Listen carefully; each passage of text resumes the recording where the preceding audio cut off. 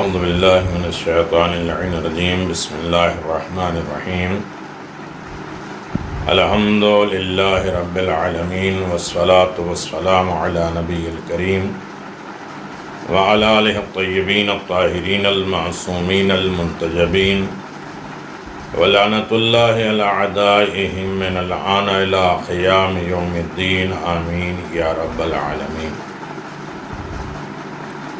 اما بعد فقد قال اللہ تبارک و تعالی فی قرآن مجید بسم اللہ الرحمن الرحیم یا ایھا الذین آمنوا استعینوا بالصبر والصلاۃ وان اللہ مع الصابرین. حاضرین محترم اور سامعین معظم، السلام علیکم ورحمۃ اللہ وبرکاتہ. بحمد اللہ آج تیسری نشست میں دن کی بعنوان ہماری خطائیں اور اس کی اصلاح. ماہ رمضان میں ہم اپنی خطاؤں کی طرف متوجہ بھی ہو سکتے ہیں اور اس کی اصلاح کے بہترین سرمایہ اور اسباب موجود ہیں جس کے ذریعے سے ہم اپنی اصلاح کر سکتے ہیں. خود ماہ رمضان المبارک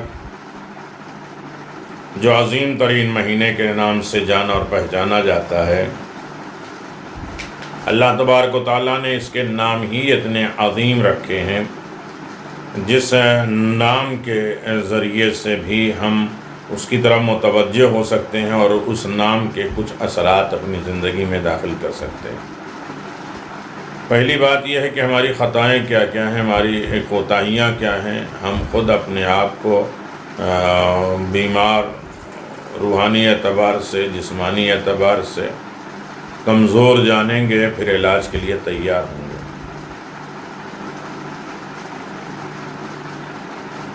یقیناً ماہ رمضان جو ہمارے لیے بہت عظیم سرمایہ ہے کہ تقوی مع معاصی اللہ، تقوی اختیار کرنا عذاب خدا سے نجات حاصل کرنے کا ذریعہ ہے. ہماری کوتاہی اور غلطی یہ بھی ہے کہ ہم بظاہری لائف زندگی کو دیکھتے ہیں کہ ابھی زندگی گزر جائے، بعد میں دیکھیں گے، لیکن ماہ رمضان سکھاتا ہے نہیں، متقی بن جاؤ، پرہیزگار بن جاؤ، عذاب خدا سے نجات حاصل کر سکو گے. یعنی انسان جس دنیا میں اور آخرت میں جہاں بھی اللہ کا عتاب عذاب نازل ہوگا، کہیں نہ کہیں اس کا سبب تقوی نہ ہونے کی وجہ سے. تو ایک طریقے کی ہماری خطا یہ ہے کہ ہم اس طریقے سے اپنے آپ کو مجبور پاتے ہیں اور جانتے ہیں اور عذاب الہی میں اپنے آپ کو ڈھکیلتے جاتے ہیں. یہ ہماری غلطی ہے، ہم توجہ نہیں کرتے، ہم خواب غفلت میں پڑے ہوئے ہیں.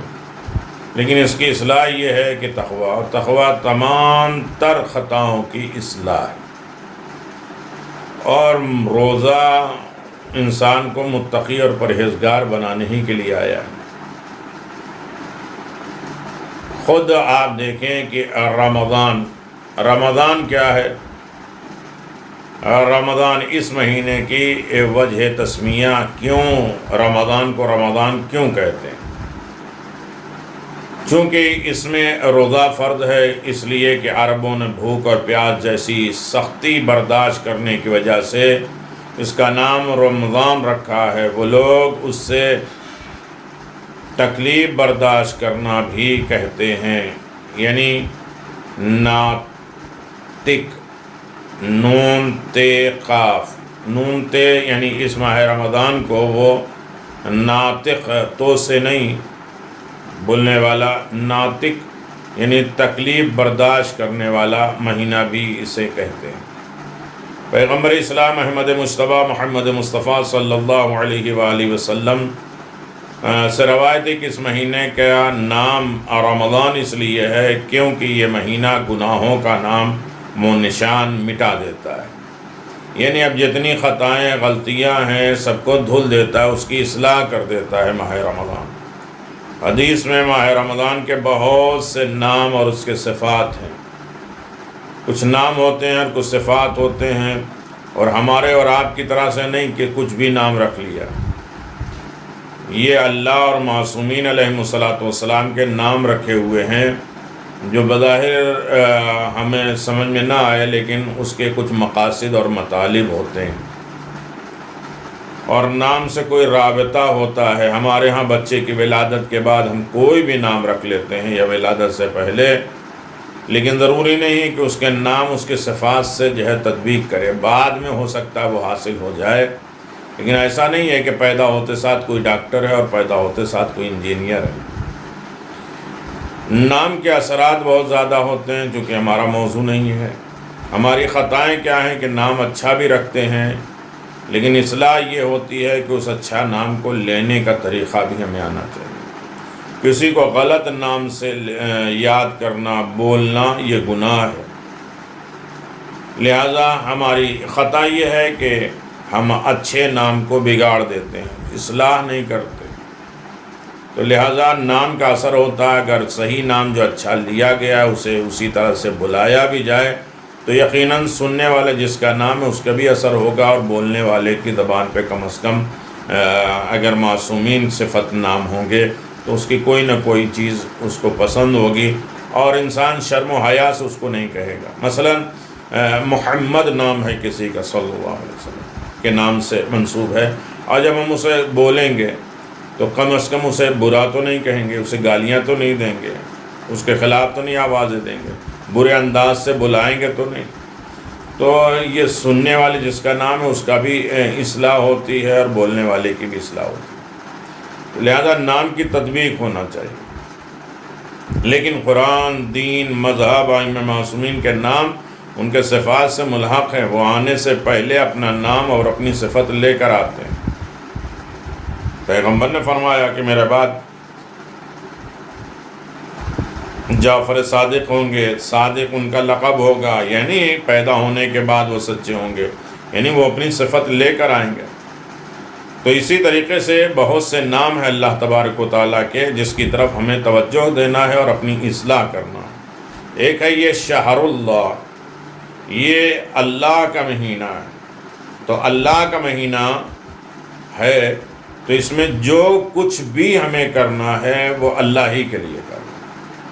کسی سے ریلیشن، کسی سے گفتگو، کسی سے اختلاف، کسی سے ملنا جلنا، جو کچھ بھی ہے وہ اللہ کے لیے، اس سے بڑی کوئی عبادت نہیں ہے جہاں انسان سب کچھ سرنڈر کر دے اپنے پروردگار کی بارگاہ میں۔ جناب موسیٰ 30 دن روزہ، اس کے بعد 10 دن اور بڑھا دیا، روزہ اللہ کی بارگاہ میں رکھا، مناجات، دعا، سب کچھ کرتے کرتے، نمازیں پڑھتے ہوئے جب خدا کی بارگاہ میں پہنچے تو اللہ نے کہا موسیٰ میرے لیے لائے کیا ہو؟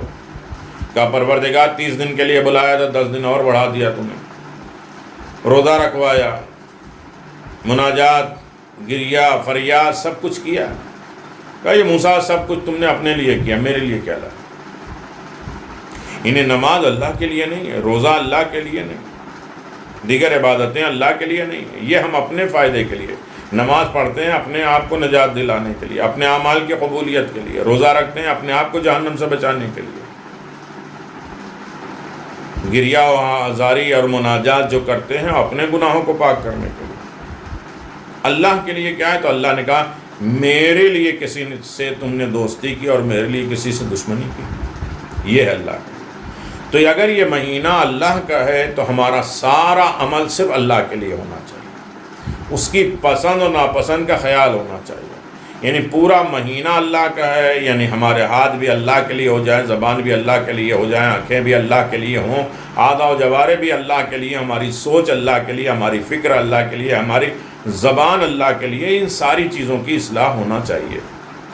شہر اللہ العظم، خدا کا عظیم ترین مہینہ، اور اللہ نے جسے عظیم کہا وہ بہت وَهُوَ الْعَلِيُّ الْعَظِيمُ، وہ عظیم ہے، عرش کو عظیم کہا، پیغمبر اسلام کے اخلاق کو عظیم قرار دیا۔ عظیم بہت بڑی دولت ہے، اور اس سے زیادہ عظمت نہیں ہے۔ تو یہ ماہ جو عظیم ہے، تو اس کی اللہ کی عظمت کو دیکھنا ہے، اس نام کی صفت کو دیکھنا ہے، تو پیغمبر اسلام کی ذات مقدس کا مشاہدہ کریں، اور پیغمبر اسلام کیسے عظیم ہے۔ انک لعلی خلق العظیم، آپ کو ہم نے خلق عظیم پہ فائز فرمایا۔ تو عظیم کیا ہے؟ وہ ذات پیغمبر ہیں، ان کی ذات سے دیکھیں کہ اللہ تبارک و تعالیٰ نے اس مہینے کو خدا کا عظیم مہینہ قرار دیا۔ شہر الضیافت اللہ، خدا کی مہمانی کا مہینہ ہے۔ اللہ اکبر۔ ماہ رمضان خدا کی مہمانی کا مہینہ ہے، یہ اصلاح ہے، اور جس کے لیے پیغمبر اسلام نے فرمایا ہوا الشہر الاول رحمت و اوسطہ مغفرت و آخرتہ عتق من النار۔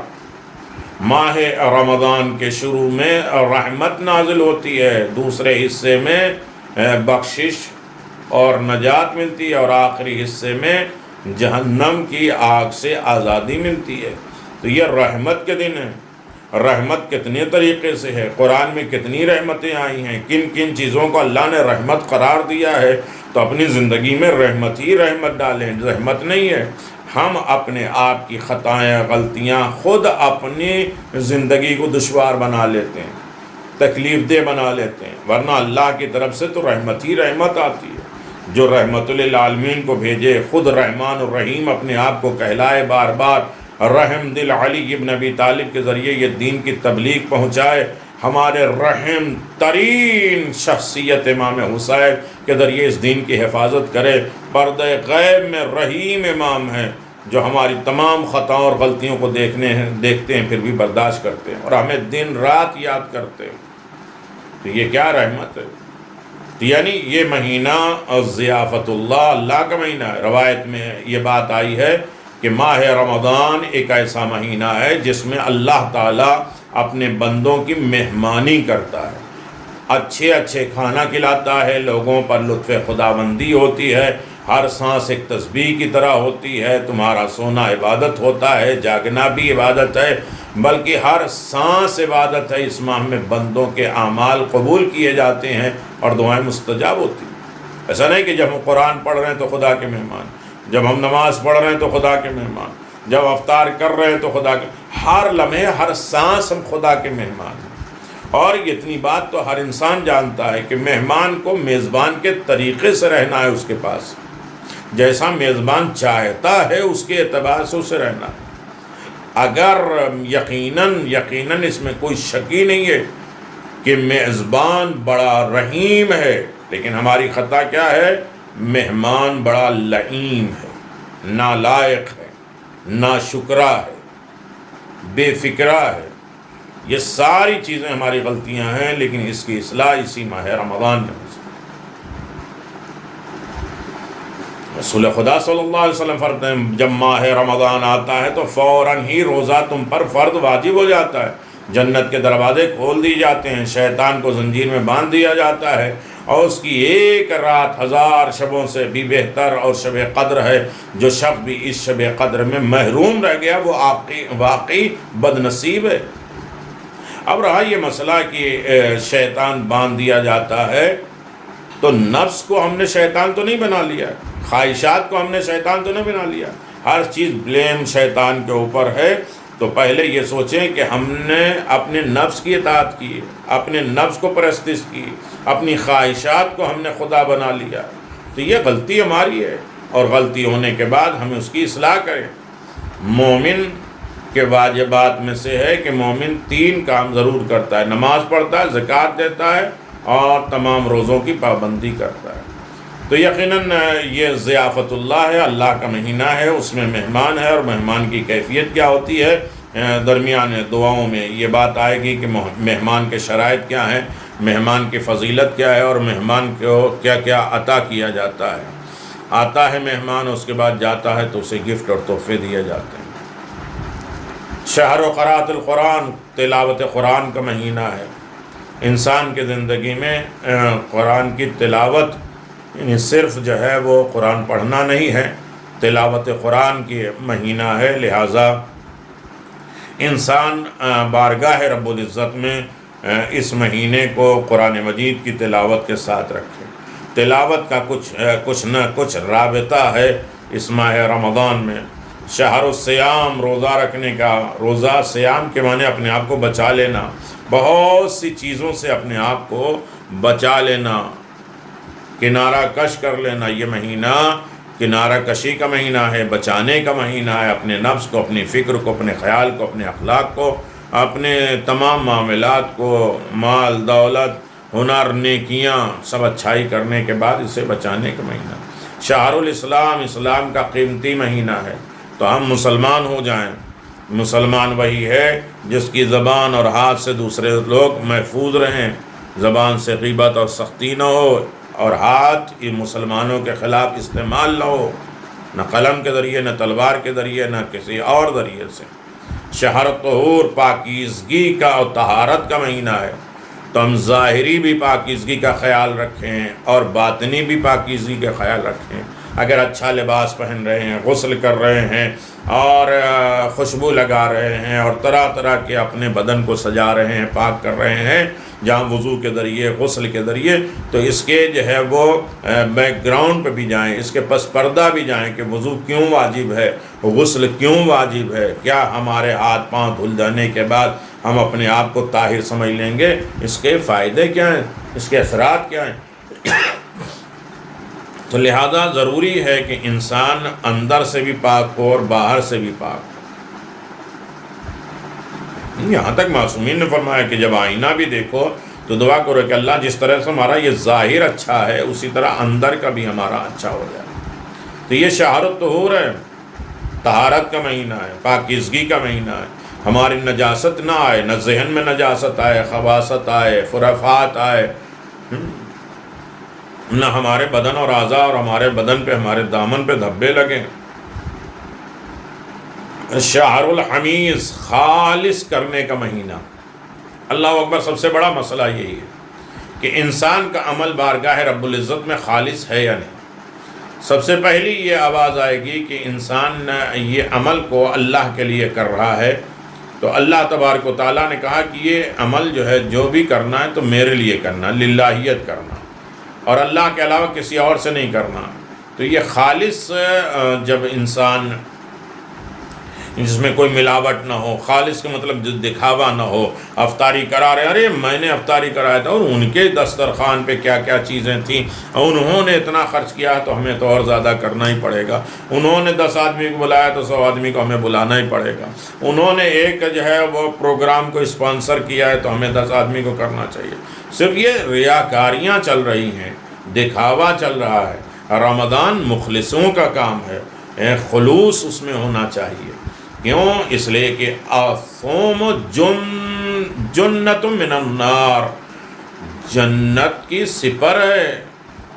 علیک بالصوم فإنہ قربۃ الی اللہ ولیس شیء اطیب عند اللہ من ریح فم الصائم۔ ہم کسی سے نفسا نفسی نہ کریں۔ پیغمبر نے فرمایا ہر انسان پر واجب اور لازم ہے کہ روزہ رکھے، کیونکہ روزے کے ذریعے اللہ تعالیٰ سے قربت حاصل ہوتی ہے۔ جو ہماری دوریاں ہیں، غیب ہیں اللہ تبارک و تعالیٰ کے، وہ روزے کے ذریعے ہم اس کی اصلاح کر سکتے ہیں۔ اور روزے دار کے منہ کی بو اللہ کو بے حد پسند ہے۔ اللہ اکبر، ہم نفرت کریں یا نہ کریں، مومن اگر اللہ کے لیے روزہ رکھتا ہے اور اللہ کے لیے یہ کام کرتا ہے تو اللہ کو یہ کام بہت پسند ہے، اور یہاں تک کہ اس کے دہن اور منہ سے جو مہک ہے اسے بھی وہ پسند کرتا ہے۔ شہر القیام، یہ مہینہ قیام کرنے کا مہینہ ہے۔ صرف جو ہے لیٹ سو جاگ، کھانے پینے، افطار اور سحری میں لگ کے ختم نہیں کریں۔ قیام نمازوں کا مہینہ ہے، مستحب نمازوں کا مہینہ ہے۔ جیسے آج مثلا 8 رکعت نماز ہے، آج رات میں 8 رکعت میں کیا ہے، 8 رکعت میں الحمد کے بعد 20 مرتبہ انا انزلنا ہے، 2 رکعت کر کے پڑھیں گے، اور باقی وہ 20 رکعت جو 1000 والی نماز ہے اس سے بھی مغرب کے بعد 8 رکعت اور عشاء کے بعد 12 رکعت ہے۔ اور 2 رکعت ہر شب میں ہمیں پڑھنا ہے، اس کے طریقہ بھی میں آپ کی خدمت میں بتا چکا ہوں۔ پھر اس کے بعد کہتے ہیں شہر العتیق من النار، یہ بالکل آزاد کر دیا جاتا ہے، آگ سے بچنے کا مہینہ ہے۔ شہر الصبر، صبر و تحمل کرنے کا مہینہ ہے۔ اگر اس مہینے میں انسان نے صبر نہیں کیا، صبر صرف یہی نہیں ہے کہ انسان صبر کو اپنی زندگی میں ڈھالنے کی کوشش کرے کہ صبر ہے کیا۔ صبر مجبوری کا نام نہیں ہے، صبر صاحب اختیار ہے، پسند ناپسند کا قربان کر دینا، اور اختیاری حالت میں، مجبوری اعتبار سے نہیں۔ پرس کٹ گیا تو ان اللہ مع الصابرین، کیا کر سکتے؟ بوڑھے مجبور ہو گئے، لاوارث ہیں، کوئی ہے نہیں، کسی جوان نے آ کے تماچا منہ پہ مار دیا، ان اللہ مع الصابرین۔ ارے نہیں صبر کرتے تو کیا کر لیتے؟ تو اس طریقے سے روزے کا فلسفہ اور اس کے اثرات ہماری اصلاح کے لیے، چاہے وہ جسمانی اصلاح ہوں، روحانی اصلاح ہوں، فکری اصلاح ہوں، اور یہ تمام چیزیں۔ روزہ بھی اسلامی احکام کی طرح ایک ایسا حکم ہے کہ جس کے تمام اثرات فلسفان سے آگاہ ہے۔ ہونا ہر انسان کے لیے ممکن نہیں کہ روزے کے بینیفٹ کیا ہیں، فائدے کیا ہیں، اس کے فلسفے کیا ہیں، اس کا ریزن کیا ہے، ہر انسان صحیح طریقے سے جان ہی نہیں سکتا۔ اتنے خزانے بھر دیے اللہ نے، اس لیے انسان عام علوم محدود میں تمام اسرار کو اور آشکار کو قدرت نہیں سمجھتا۔ اس کے باوجود کسی حکم کے فلسفے یا اس کے فائدے کے لیے لاعلمی اس بات کا سبب نہیں بنتا کہ اسے انجام نہ دیا جائے۔ ضروری نہیں کہ ہم اس کا فلسفہ نہیں جانتے، اس کے حکم نہیں جانتے، اس کے بینیفٹ نہیں جانتے، اس کے فائدے نہیں جانتے تو کام کرنے ہی نہیں چاہیے۔ بھئی کر لو، کبھی نہ کبھی کچھ فائدہ ہوگا، ہاں کبھی نہ کبھی اس کے فلسفے کی طرف، ہاں کیوں ہر انسان جو ہے وہ کیوں پہ لگا، یہ کیوں واجب ہے، وہ کیوں حرام ہے، وہ کیوں ایسا ہے، تو وہ کیوں۔ اطاعت الہی کرو، اللہ کے تم فرما بردار بن جاؤ، اللہ نے کہا ہے تو ہمیں کرنا ہے، اور پھر جب تم کرتے رہو گے تو اس کے سارے ریزن، اس کی اصلاحات اور اپنی خطائیں غلطیوں کا احساس ہوگا، اور پھر انسان اس کے درمیان میں انہماک ہو جائے گا، تیار ہو جائے گا۔ روزہ یا دیگر احکام میں صرف جسمانی اور اجتماعی اور ظاہری فوائد اور اثرات ہی کو مد نظر نہ رکھیں کہ ایک انسان سوچتا ہے کہ روزے سے اصلاح ہوتی ہے، پیٹ اندر ہو جاتا ہے، وزن کم ہو جاتا ہے، اور انسان ڈائٹنگ کے اعتبار سے جو ہے وہ اچھی طرح زندگی گزارتا ہے، بہت سی بیماریاں، تو ہاں جسمانی بے انتہا فائدے ہیں، لیکن صرف اسی کے اوپر نہ رکھ دیا جائے کہ روزہ صرف جسمانی فائدے کے لیے آیا، بلکہ اصل میں روزہ معنوی پہلو بھی رکھتا ہے، اس کی اصلاح کرتا ہے، اندرونی روحانی فکری چیزیں آپ کے سامنے رکھتا ہے۔ اسی لیے نیت صرف یہی ہونا چاہیے کہ میں قربتاً اللہ خدا کا روزہ رکھتا ہوں، ورنہ روزہ کا اصل مقصد یعنی روحانی ہدف حاصل کرنا، ایم اور مقصد اور ٹارگٹ کو حاصل کر لینا۔ فلسفہ روزہ، اگرچہ روزے کے تمام فلسفے اور اثرات تک رسائی حاصل کرنا ناممکن ہے، لیکن قرآن کریم اور اقوال معصومین علیہم السلام سے ظاہری بعض فلسفے حکمت کے باعث ہیں۔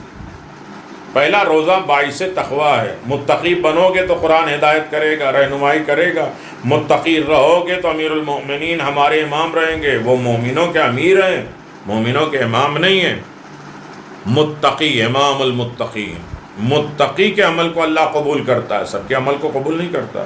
روزہ انسانوں کو متقی و پرہیزگار بنا دیتا ہے، مخصوصاً ماہ رمضان کے روزے میں قرآن مجید خود کہتا ہے کتب علیکم الصیام کما کتب علی الذین من قبلکم لعلکم تتقون، صاحبان ایمان تمہارے اوپر روزہ فرض کیا گیا ہے جس طرح تمہارے سے پہلے والوں کے لیے شاید تم متقی بن جاؤ۔ ایک انسان کے لیے پرہیزگاری کافی اہمیت ہے۔ ایک انسان معاشرے میں اپنی اصلاح کر لے تو یقیناً ایک ایک آدمی صحیح ہو کے پورا لشکر ہو سکتا ہے۔ ہم یہ سوچتے ہیں وہ سدھر جائیں اور وہ ایسے کہتے ہیں اور یہ ہوتا ہے اور وہ ہوتا نہیں، قطرہ قطرہ سمندر بنتا ہے۔ ہم پہلے اپنی اصلاح کر لیں تو معاشرے میں ایک آدمی تو صحیح ہوگا، اسی طرح ہر آدمی اپنی اپنی اصلاح کر لے گا تو خود بخود معاشرہ سدھر جائے گا۔ بڑی اہمیت انسان کا معیار ہی تقویٰ ہے، یہی وجہ ہے کہ گناہوں سے پرہیز ماہ رمضان میں بہترین عمل ہے۔ حضرت علی ابن ابی طالب نے پیغمبر اسلام سے عرض کیا اس مہینے میں بہترین عمل کیا ہے؟ فرمایا گناہوں سے پرہیز کرنا، انسان خطاؤں نسیان سے اپنے آپ کو دور رکھے، یہی چیز ہے، لیکن شرط ہے کہ اخلاص واقعی رکھے۔ ہمیں جعفر صادق علیہ السلام نے فرمایا کہ رسول خدا نے فرمایا ہے کہ روزہ رکھنا آتش جہنم سے نجات ہے، روزے دار آفات دنیا سے بچے گا، عذاب آخرت سے نجات ملے گا، یہ سب اصلاح ہے۔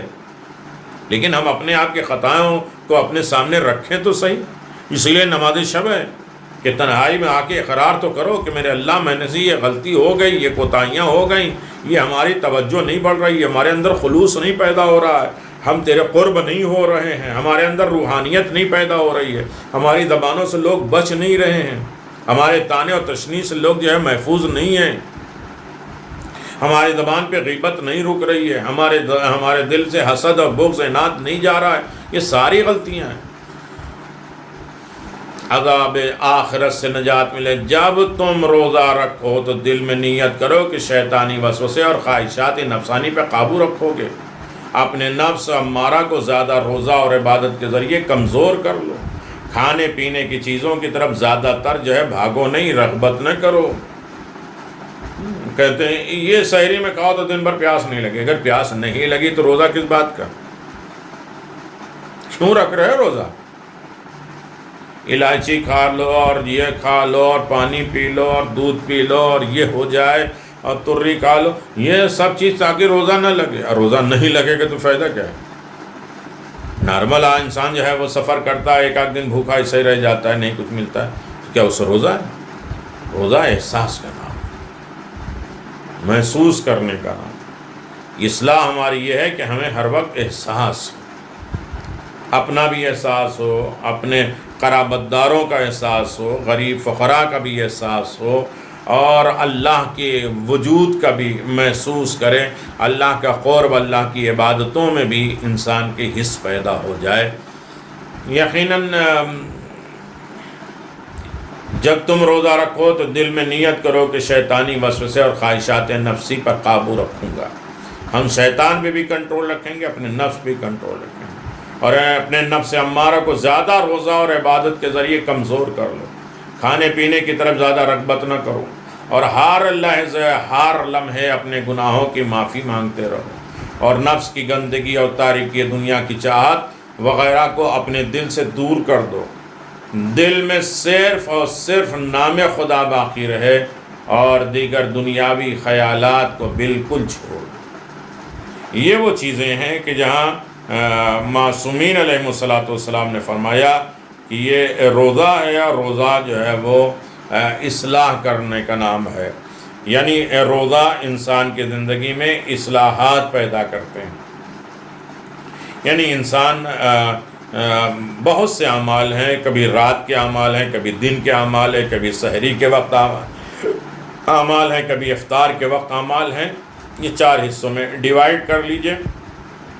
کہ ہمیں سحر کے وقت کیا کیا دعائیں پڑھنی ہیں جو مفاتی میں ہے، اور دعائیں صرف پڑھیں نہیں، اس کی طرف توجہ بھی دیں، اور یہ سمجھیں کہ یہ دعا ہماری زبان ہے جو خدا کی بارگاہ میں جا رہی ہے، ہم خدا سے کیا باتیں کر رہے ہیں، چاہے وہ افطار کے وقت ہو، چاہے وہ رات میں ہو، چاہے تنہائی میں ہو، چاہے اجتماعی حالت میں ہو، چاہے دن کی دعائیں بھی بہت زیادہ اہمیت رکھتی ہیں۔ اسی طریقے سے ہر رات کی 2 رکعت نماز ہے، اور ہر رات میں الگ الگ نمازیں ہیں، جیسے آج 4 رمضان کی رات آئے گی انشاءاللہ، تو ہم 8 رکعت نماز پڑھیں گے، ہر رکعت میں الحمد کے بعد 20 مرتبہ انا انزلنا، یعنی 2 کر کے ہم جو پڑھیں گے اس طریقے سے۔ پھر وہ 20 رکعت نماز ہے جو ہم 1000 رکعت نماز ماہ رمضان میں پڑھیں گے، اس کے پیغمبر اسلام نے فرمایا آج کے دن 4 رکعت نماز ہے، 2 کر کے پڑھا جائے۔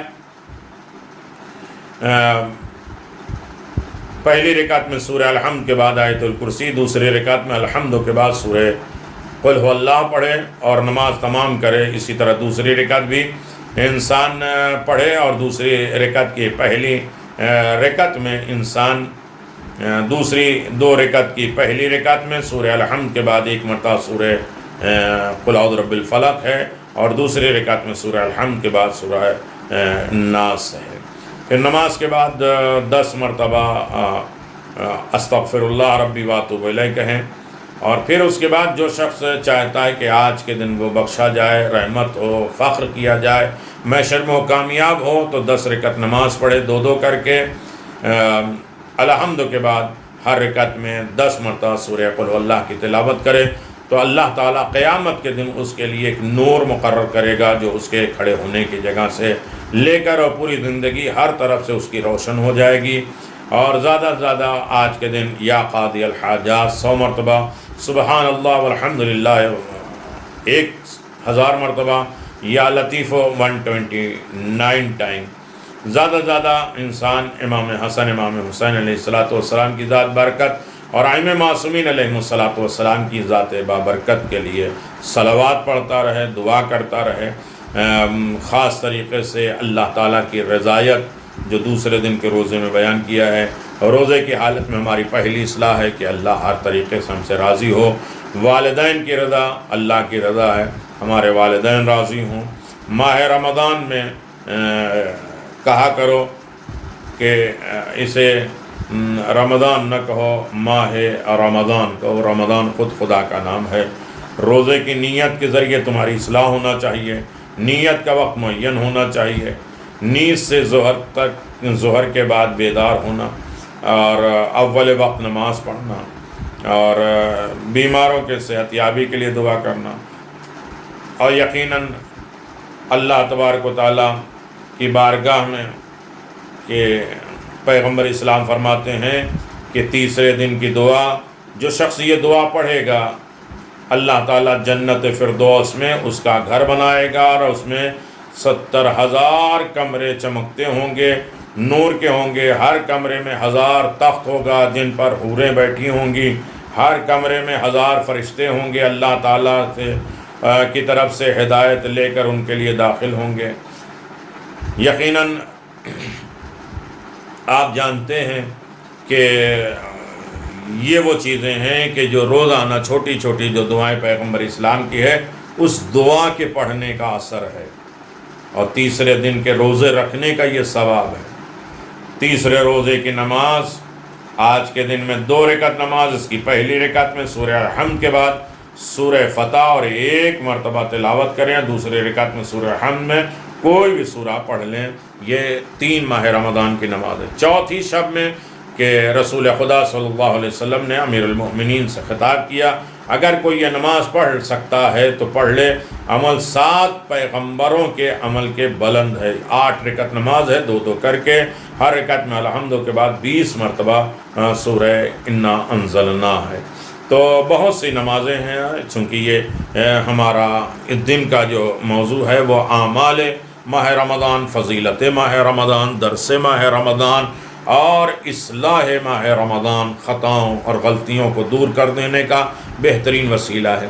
آخر میں ہم دعا کریں کہ اللہ جو بھی ہم دعا کرتے ہیں، جو بھی عمل کرتے ہیں، جو بھی نمازیں پڑھتے ہیں، اللہ اسے قبول کرے، اس میں اور زیادہ شوق اور ذوق پیدا کرے، ہمیں رجحان قلبی کے ساتھ وہ عمل کرنے کی توفیق عطا فرما، ریاکاری جیسی خطا اور غلطیوں سے ہمیں محفوظ فرما، ہماری اصلاح فرما، ہماری سوچ کی اصلاح فرما، ہماری فکر کی اصلاح فرما، ہمارے عمل کی اصلاح فرما، اور جو خامیاں اور خطائیں ہیں ان سب کی ہمیں ماہ رمضان میں اصلاح فرما، اور یہی نہیں کہ ہمارے زندوں کے، ہمارے مرحومین کی بھی اصلاح فرما، جن کی قبروں میں خدا نخواستہ سختیاں ہیں، اور ان کا حساب و کتاب چاہے وہ حقوق الناس کے ذریعے ہو، حقوق العباد کے ذریعے ہو، ان سب کو ہم اس ماہ رمضان میں بہترین تحفے کے ذریعے ان کی قبروں کی اصلاح کر سکیں اور ان کی تمام خطاؤں کو معاف کرا سکیں، ان کے درجات میں اور عالی مقام حاصل کروا سکیں، اور یقیناً اپنے تمام رشتہ دار، قرابت دار،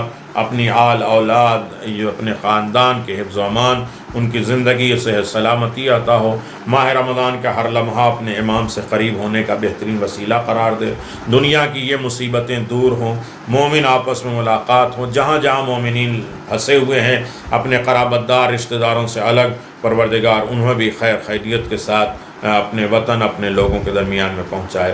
روزی جیسی عظیم دولت سے ہمارا امتحان نہ لینا، روزی کھول دینا، اپنے علاوہ کسی اور کا محتاج نہ قرار دے، ہر فتنے آفات اور بلاؤں سے ہمیں محفوظ فرما۔ ربنا تقبل منا انک انت السمیع العلیم بحق محمد وآلہ الطیبین الطاہرین۔ آپ حضرات سے گزارش ہے کہ 1 مرتبہ سورہ حمد اور 3 مرتبہ سورہ اخلاص کی تلاوت کر کے اپنے اپنے تمام مرحومین کے لیے ایصال ثواب کر دیے، اور جن مومنین نے اپنے مرحومین کے نام بھیجے ہیں ان کے بھی لسٹ ہمارے سامنے موجود ہے۔